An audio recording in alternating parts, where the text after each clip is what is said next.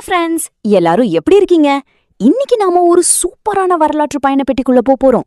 நம்ம பாடப்புத்தகத்துல இருக்கிற unit 1 what is history, அதாவது வரலாறு என்றால் என்ன அப்படிங்கிற பாடத்தை ஒரு குட்டி கதை மூலமா பாட்காஸ்ட் மூலமா பார்க்க போறோம். தமிழ் குடும்பங்கள்ல இருக்கிற ஒரு சாதாரண பொண்ணு தமிழினி. அவ ஸ்கூல் முடிஞ்சு வீட்டுக்கு வரான். அவங்க அம்மா அவகிட்ட இன்னைக்கு ஸ்கூல்ல என்ன பாடம் படிச்சேன்னு கேக்குறாங்க. தமிழினி சொல்றா, அம்மா இன்னைக்கு நான் ஹிஸ்டரி படிச்சேம்மா அப்படின்னு. அங்கதான் நம்ம கதையே ஆரம்பிக்குது. அம்மா உடனே தமிழினி கிட்ட கேக்குறாங்க, உனக்கு ஹிஸ்டரினா என்னன்னு தெரியுமா தமிழினி? சரி ஃப்ரெண்ட்ஸ், உங்களுக்கும் அந்த சந்தேகம் இருக்கா? வரலாறுனா என்ன? History is the study of past events in chronological order. History is the study of past events in chronological order. அதாவது கடந்த கால நிகழ்வுகளை கால வரிசைப்படி வரிசையாக படிப்பதுதான் ஹிஸ்டரி, வரலாறு.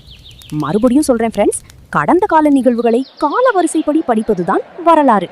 Study of past events in chronological order. History வார்த்தை எங்கிருந்து வந்தது? The origin of the word. தமிழினிக்கு அவங்க அம்மா ஒரு சூப்பர் விஷயம் சொல்றாங்க. இந்த ஹிஸ்டரி அப்படிங்கிற வார்த்தை சும்மா வரல, அது ஒரு கிரேக்க வார்த்தை, கிரீக் வேர்ட்.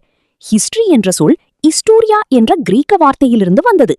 இஸ்டோரியா என்றால் லேர்னிங் பை என்குவைரி என்று பொருள், அதாவது விசாரிப்பதன் மூலம் கற்றல் என்று பொருள். மாணவர்களே, இத நல்லா ஞாபகம் வச்சுக்கோங்க. ஹிஸ்டரி வந்த வார்த்தை இஸ்டோரியா, கிரேக்க சொல், கிரீக் வேர்ட். அதன் பொருள் லேர்னிங் பை என்குவைரி, விசாரிப்பதன் மூலம் கற்றல். லேர்னிங் பை என்குவைரி என்றால் விசாரிப்பதன் மூலம் கற்றல். Telling the time in history. Tamilini அவங்க அம்மா கிட்ட கேக்குறா, அம்மா வரலாற்றை எப்படிமா வருஷ கணக்குல சொல்றாங்க?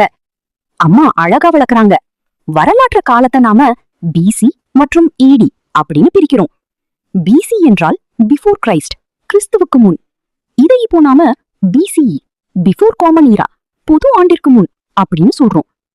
ஏடி என்றால் ஆனோ டாமினி, நம் ஆண்டவரின் வருடம். இதை இப்போ நாம சிஇ, காமன் ஈரா, புது ஆண்டு அப்படின்னு சொல்றோம். ஃப்ரெண்ட்ஸ், இத தெளிவா புரிஞ்சுக்கோங்க. பிசி இப்போ என்னவா மாறிக்குச்சு? பிசிஇ, பிஃபோர் காமன் ஈரா, புது ஆண்டிற்கு முன். ஏடி இப்போ என்னவா மாறிக்குச்சு? சிஇ, காமன் ஈரா, புது ஆண்டு. Pre history and proto history.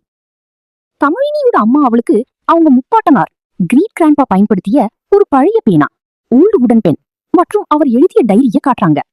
அத வச்சு அந்த காலத்துல வாழ்ந்தவங்க வாழ்க்கைய நாம தெரிஞ்சுக்கலாம்னு சொல்றாங்க. இத வச்சு நாம வரலாற்றை மூணா பிரிக்கலாம். ப்ரீ ஹிஸ்டரி, வரலாற்றுக்கு முந்தைய காலம். The period between the use of first stone tools and the invention of writing systems is prehistory. அதாவது மனிதன் முதலில் கற்கருவிகளை பயன்படுத்தியதற்கும் எழுத்து உரைகளை கண்டுபிடித்ததற்கும் இடைப்பட்ட காலம்தான் ப்ரீ ஹிஸ்டரி, வரலாற்றுக்கு முந்தைய காலம். இந்த காலத்துல எழுத்துப்பூர்வமான ஆதாரங்கள் கிடையாது, நோ ரிட்டன் ரெக்கார்ட்ஸ். அப்போ எதை வச்சு அவங்க வாழ்க்கையை தெரிஞ்சுக்கிறது? ஸ்டோன் டூல்ஸ், கற்கருவிகள், எக்ஸ்கவேட்டட் மெட்டீரியல்ஸ், அகழ்வாராய்ச்சி பொருட்கள், ராக் பெயிண்டிங்ஸ், பாறை ஓவியங்கள், ஃபாசில்ஸ், புதைப்படிவங்கள். ஞாபகம் வச்சுக்கோங்க, stone tools, excavated materials, rock paintings and fossils தான் ப்ரீ ஹிஸ்டரியை அறிந்து கொள்ள உதவும் முக்கிய ஆதாரங்கள். 2. புரோட்டோ ஹிஸ்டரி, வரலாற்றின் தொடக்க காலம். தமிழினி கேக்குறா, அம்மா அப்போ புரோட்டோ ஹிஸ்டரினா என்னம்மா? அம்மா சொல்றாங்க, எந்த காலத்துல எழுத்துப்பூர்வமான பதிவுகள் இருந்தோம் அதை நம்மால இன்னும் படிச்சு புரிஞ்சுக்க முடியலையோ அதுதான் proto history. The period for which records and writing are available but not yet deciphered is called proto-history. The period for which records and writing are available but not yet deciphered is called proto-history.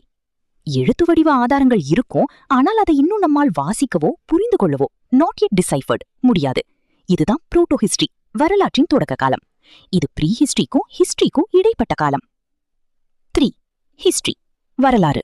எழுத்துப்பூர்வமான ஆதாரங்கள் இருந்து அதை நம்மால படிக்கவும் முடிகிற காலம்தான் history. பாறை ஓவியங்கள் ஏன் வரையப்பட்டன? வை ராக் பெயிண்டிங்ஸ்? ஆசிரியர், பழங்கால மனிதர்கள் குகைகள்ல வாழ்ந்தப்போ பாறைகள்ல ஓவியங்கள் வரைஞ்சாங்க. அதுக்கு பேரு ராக் பெயிண்டிங்ஸ், பாறை ஓவியங்கள். அவங்க ஏன் வரைஞ்சாங்க தெரியுமா? அவங்க வேட்டைக்கு ஹண்டிங் போகும்போது சில பேரால வேட்டைக்கு வர முடியாது. அவங்களுக்கு தாங்கள் எப்படி வேட்டையாடினோன்னு காட்டவும், தங்களோட அன்றாட நடவடிக்கைகளை பதிவு செய்யவும், டு ரெக்கார்ட் தேர் ஆக்டிவிட்டீஸ், ஒரு பொழுதுபோக்காகவும் பாஸ் டைமாகவும் இந்த ஓவியங்களை வரைஞ்சாங்க. ராக் பெயிண்டிங்ஸ் எதை காட்டுகிறது? The lifestyles and hunting activities of early humans, பழங்கால மனிதர்களின் வாழ்க்கை முறை மற்றும் வேட்டை தொழிலை இது காட்டுகிறது. மனிதனின் முதல் நண்பன் நாய், ஃபர்ஸ்ட் டொமஸ்டிகேட்டட் அனிமல். ஆசிரியர், இந்த இடத்துல ஒரு சூப்பரான விஷயம் இருக்கு ஃப்ரெண்ட்ஸ். மனிதன் முதலில் வீட்டு விலங்காக வளர்த்தது எது தெரியுமா? டாக், நாய் தான். Early humans domesticated dogs for their protection and hunting activities. Early humans domesticated dogs for their protection and hunting activities. பழங்கால மனிதர்கள் குகைகள்ல வாழும்போது காட்டு விலங்குகள் திடீர்னு உள்ள நுழைஞ்சிரும். ஆனா நாய்களுக்கு மூப்ப சக்தி, sniffing power or sniffing skill அதிகம். அதனால ஆபத்தான விலங்குகள் வரத நாய் மூப்பம் பிடிச்சு குறித்து மனிதர்களை காப்பாற்றும். அதே சமயம் வேட்டையாடவும் நாய் உதவும். அதனாலதான் மனிதன் முதலில் நாய்களை பழக்கப்படுத்தினான். First domesticated animal is dog. வரலாற்றின் ஆதாரங்கள். ஆத்தர், சரி, இவ்ளோ விஷயங்களை நாம எப்படி தெரிஞ்சுக்கிறோம்? அதுக்கு நமக்கு உதவுவதுதான் சோர்சஸ் ஆஃப் ஹிஸ்டரி, வரலாற்று ஆதாரங்கள். இதை 2 முக்கிய பிரிவுகளா பிரிக்கலாம். ஏ, ஆர்கியலாஜிக்கல் சோர்சஸ், தொல்லியல் ஆதாரங்கள், பூமிக்கு அடியிலிருந்து தோண்டி எடுக்கப்படும் பொருட்கள். இதில் 4 வகைகள் உள்ளன. ஆர்டிஃபேக்ட்ஸ், தொல்பொருட்கள், பாட்டரிஸ், பானைகள், டாய்ஸ், பொம்மைகள், டூல்ஸ், கருவிகள், ஆர்னமெண்ட்ஸ், அணிகலன்கள். காயின்ஸ், காசுகள், நாணயங்கள். இன்ஸ்கிரிப்ஷன்ஸ், கல்வெட்டுகள், ராக் எலிக்ஸ், பாறை அரசாணிகள், டெம்பிள் வால் இன்ஸ்கிரிப்ஷன்ஸ், கோவில் சுவர் கல்வெட்டுகள், மெட்டல் பில்லர், இரும்பு தூண், காப்பர் பிளேட்ஸ், செப்பு பட்டயங்கள். இன்ஸ்கிரிப்ஷன்ஸ் என்றால் என்ன? Written records engraved on stones, pillars, clay or copper tablets, caves and walls of temples. கல்லிலோ தூணிலோ செப்பு பட்டயத்திலோ செதுக்கப்பட்ட எழுத்துப்பூர்வமான பதிவுகள் தான் இன்ஸ்கிரிப்ஷன்ஸ், கல்வெட்டுகள்.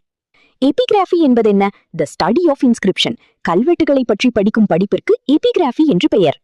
நியூமிஸ்மேட்டிக்ஸ் என்பது என்ன? The study of coins. நாணயங்களை பற்றி படிக்கும் படிப்பிற்கு நியூமிஸ்மேட்டிக்ஸ் என்று பெயர். லிட்ரரி சோர்சஸ், இலக்கிய ஆதாரங்கள், எழுதப்பட்ட நூல்கள். இதில் 2 வகைகள் உள்ளன. ஏ, செக்யூலர் லிட்ரேச்சர், மதச்சார்பற்ற இலக்கியம். எபிக்ஸ் அண்ட் போயம்ஸ், காப்பியங்கள் மற்றும் பாடல்கள். அக்கவுண்ட் பை ஃபாரின் டிராவலர்ஸ், வெளிநாட்டு பயணிகளின் குறிப்புகள். ஒர்க்ஸ் ஆஃப் இந்தியன் ஆத்தர்ஸ், இந்திய ஆசிரியர்களின் நூல்கள். ரிலீஜியஸ் லிட்ரேச்சர், மதச்சார்புள்ள இலக்கியம். எபிக்ஸ், இராமாயணம், மகாபாரதம் போன்ற காப்பியங்கள். டிவோஷனல் லிட்ரேச்சர், தேவாரம், 4000 திவ்ய பிரபந்தம் போன்ற பக்தி இலக்கியங்கள். லிட்ரரி சோர்சஸ், இலக்கிய ஆதாரங்கள், எழுதப்பட்ட நூல்கள். இதில் 2 வகைகள் உள்ளன. ஏ, செக்யூலர் லிட்ரேச்சர், மதச்சார்பற்ற இலக்கியம். எபிக்ஸ் அண்ட் போயம்ஸ், காப்பியங்கள் மற்றும் பாடல்கள். அக்கவுண்ட் பை ஃபாரின் டிராவலர்ஸ், வெளிநாட்டு பயணிகளின் குறிப்புகள். ஒர்க்ஸ் ஆஃப் இந்தியன் ஆத்தர்ஸ், இந்திய ஆசிரியர்களின் நூல்கள். ரிலீஜியஸ் லிட்ரேச்சர், மதச்சார்புள்ள இலக்கியம். எபிக்ஸ், இராமாயணம், மகாபாரதம் போன்ற காப்பியங்கள். டிவோஷனல் லிட்ரேச்சர், தேவாரம், 4000 திவ்ய பிரபந்தம் போன்ற பக்தி இலக்கியங்கள். காமமன்னர் அசோகர், மைட்டி எம்பரர் அசோகா. ஆசிரியர், இந்த பாடத்தோட மிக முக்கியமான பகுதிக்கு வந்துட்டோம் ஃப்ரெண்ட்ஸ். அவர்தான் எம்பரர் அசோகா, மாமன்னர் அசோகர். பண்டைய இந்தியாவின் மிக பிரபலமான அரசர் இவர்தான். இவரை பற்றி நாம சில முக்கிய விஷயங்களை திரும்ப படிக்கணும். Emperor Ashoka followed the path of peace and dharma. அசோகர் அமைதி மற்றும் தர்மத்தின் வழியை பின்பற்றினார். He gave up war after seeing many people grieving death after the Kalinga War. Kalinga போருக்கு பிறகு போரில் மக்கள் மடிவதைக் கண்டு மனமுடைந்து போரையே துறந்த முதல் அரசர் அசோகர் தான். He embraced Buddhism and devoted his life to spread the message of peace and dharma. He was the first to build hospitals for animals and the first to lay roads. விலங்குகளுக்கு தனியாக மருத்துவமனை கட்டிய முதல் அரசர் அசோகர் தான். சாலைகளை அமைத்த முதல் அரசரும் அசோகர் தான். Our national flag has the Ashoka chakra with 24 spokes taken from the Sarnath pillar of Ashoka. நம்ம தேசிய கொடியின் நடுவில் இருக்கும் 24 ஆரங்களை கொண்ட அசோக சக்கரம் அசோகரின் சாரநாத் பில்லர், சாரநாத் கற்றூனிலிருந்து தான் எடுக்கப்பட்டது. இவ்வளவு பெருமை மிக்க அசோகரின் வரலாறு 19ஆம் நூற்றாண்டு வரை யாருக்குமே தெரியாமல் மறைந்து கிடந்தது. William Jones, James Prinsep and Alexander Cunningham போன்ற வரலாற்று அறிஞர்கள் தான் அசோகரின் பெருமைகளை வெளிக்கொண்டு வந்தார்கள். இவர்களின் ஆதாரங்களை அடிப்படையாக கொண்டு சார்ல்ஸ் ஆலன் என்ற எழுத்தாளர் தி search for the India's last emperor என்ற புத்தகத்தை எழுதினார். அதற்கு பிறகுதான் அசோகரின் மகா பெருமை உலகிற்கு தெரிந்தது.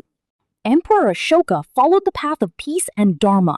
அசோகர் அமைதி மற்றும் தர்மத்தின் வழியை பின்பற்றினார். He gave up war after seeing many people grieving death after the Kalinga War. Kalinga போருக்கு பிறகு போரில் மக்கள் மடிவதைக் கண்டு மனமுடைந்து போரையே துறந்த முதல் அரசர் அசோகர் தான். He embraced Buddhism and devoted his life to spread the message of peace and dharma.